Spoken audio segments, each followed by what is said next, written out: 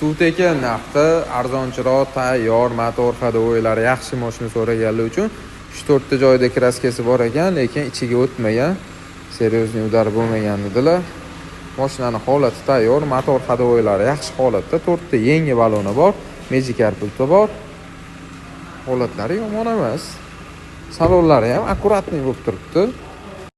Yaxshi holda, holati yaxshi.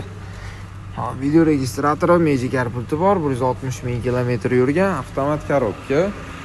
Orqa salon obshivka kartalari ham yaxshi holatda.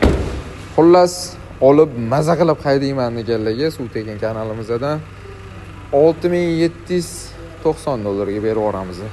Pastda nomer yozib qoldiramiz, tezroq ulgurib baraka qo'ylaydi, lekin mashinaning holatlari yaxshi ekan.